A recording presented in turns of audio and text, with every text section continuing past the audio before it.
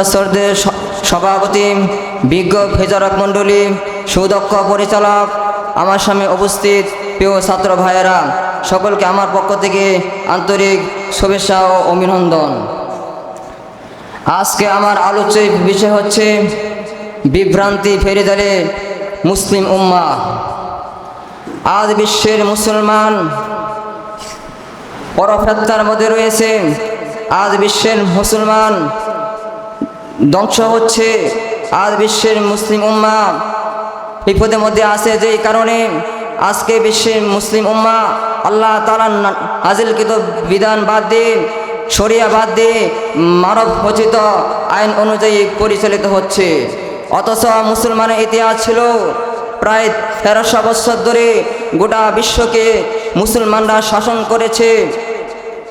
1924 সালে তুরস্কের প্রেসিডেন্ট নাস্তিক কামাল আতাতুর্ক যখন এই মুসলমানের 1300 বৎসরের খেলাফতকে ধ্বংস করে দেয়, একটি কুফরি রাষ্ট্র গঠন করে, তখন পশ্চিমা বিশ্ব তাদের কয়েকটি মতবাদের ভিত্তিতে পুরা বিশ্বকে তারা পরিচালিত করতে শুরু করে।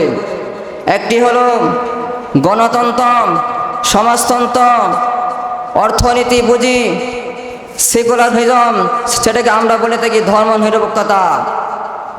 আজকে আমার এখানে আলোচ্য বিষয় হচ্ছে সেকুলারিজম বা ধর্মনিরপেক্ষতা।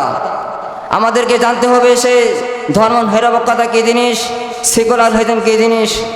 সেকুলারিজম হচ্ছে আল্লাহ তাআলাকে অস্বীকার করে মানব রচিত আইনকে বানানো। সে সেকুলারিজমের অর্থ হচ্ছে আল্লাহ তাআলার নাজিলকৃত বিধানকে অস্বীকার করে মানব রচিত বিধান প্রতিষ্ঠিত করা। সেটাকে আমরা বলে থাকি ধর্মনিরপেক্ষতা। সেটা কয়েকটি অর্থ রয়েছে। ধর্মনিরপেক্ষতা হলো রাষ্ট্র রাজনীতির সাথে ধর্মের কোনো সম্পর্ক থাকতে পারবে না। রাষ্ট্র রাজনীতি ছাড়া, ইসলাম ছাড়া রাষ্ট্রকে পরিচালনা করতে হবে। ধর্মনিরপেক্ষতার একমাত্র অর্থ হচ্ছে আল্লাহ তাআলা বিধানকে বাদ দিয়ে মানব রচিত বিধান, তাগুতি বিধান এই জমিনে প্রতিষ্ঠিত করা। আল্লাহ তাআলা পবিত্র কালামুল্লাহর মধ্যে বলেছেন, ওয়ামান লাম ইয়াহকুম বিমা আনজালাল্লাহু ফাউলাইকা হুমুল কাফিরুন। যারা আমার নাজিলকৃত আমার বিধান অনুযায়ী বিচার ব্যবস্থা না করে তারা কাফের। আল্লাহ তাআলা অন্য আয়াতের মধ্যে বলেছেন, ওয়ামান লাম ইয়াহকুম বিমা আনজালাল্লাহু ফাউলাইকা হুমুজ জালিমুন। যারা আমার নাজিলকৃত বিধান অনুযায়ী বিচার ব্যবস্থা না করে তারা হচ্ছে জালেম। আমাদের সোনার বাংলায়, পবিত্র বাংলাদেশে সর্বপ্রথম ধর্মনিরপেক্ষতা থেকে আমদানি করেছিলেন শেখ মুজিবুর রহমান। 1971 সালের স্বাধীনতা সংগ্রামের পর যখন 1972 সালে উনি পাকিস্তান কারাগার থেকে মুক্তি হয়ে যখন বাংলাদেশে আসেন, তিনি এক বক্তৃতার মঞ্চে বলেছিলেন, বাংলাদেশ 4টি স্তম্ভের উপর পরিচালিত হবে। ধর্মনিরপেক্ষতা, জাতীয়তাবাদ, সমাজতন্ত্র, গণতন্ত্র। এই 4টি মূলনীতি হলো কুফরি মূলনীতি, কোরআন হাদিসের বিরুদ্ধে মূলনীতি। আমাদের কথা স্পষ্ট, শাহজালাল এমানি বাংলাদেশে এসেছিলেন কুফরি সংবিধান প্রতিষ্ঠিত করার জন্য নয়। হাদিস শরীয়তুল্লাহরা ফরাইজ আন্দোলন করেছিলেন সেই কুফরি সংবিধান প্রতিষ্ঠিত করার জন্য নয়। তিতুমিররা বাঁশের কেল্লা করেছিলেন সেই কুফরি সংবিধান প্রতিষ্ঠিত করার জন্য নয়। এই কুফরি সংবিধান সবচেয়ে বেশি প্রতিষ্ঠিত করেছে আওয়ামী লীগ, জামায়াত, শেখ হাসিনা স্বৈরাচারী সরকার। আমরা অন্তর্বর্তীকালীন সরকারে বলে দিতে চাই, 1971 সালে মুক্তিযোদ্ধারা বলেছিল আমরা পিন্টির গোলামি জিঞ্জির থেকে মুক্তি পেয়েছি, দিল্লির গোলামি করার জন্য নয়।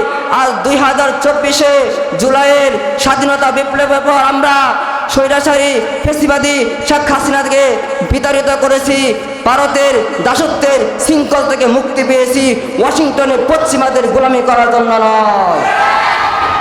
আমাদের কথা স্পষ্ট, এই বাংলাদেশের সংবিধান থেকে যতগুলো কুফরি সংবিধান আছে, যতগুলো কুফরি মতবাদ আছে, সব অতি বিলম্বে বাতিল ঘোষণা করতে হবে।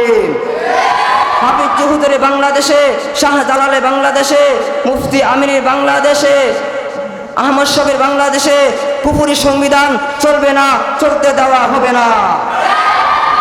আমাদের দাবি যতদিন পর্যন্ত বাংলাদেশের এই কুফরি সংবিধান বাতিল করা না হবে, যতদিন পর্যন্ত বাংলাদেশে পূর্ণাঙ্গ ইসলামী হুকুমত কায়েম না হবে, যতদিন পর্যন্ত বাংলাদেশে ইসলামী শাসনতন্ত্র প্রতিষ্ঠিত না হবে, যতদিন পর্যন্ত বাংলার জমিনে পূর্ণাঙ্গ খেলাফত প্রতিষ্ঠিত না হবে, ততদিন পর্যন্ত আমাদের আন্দোলন, আমাদের লড়াই, আমাদের প্রতিরোধ, আমাদের যুদ্ধ, আমাদের জিহাদ চলতে থাকবে ইনশাআল্লাহ।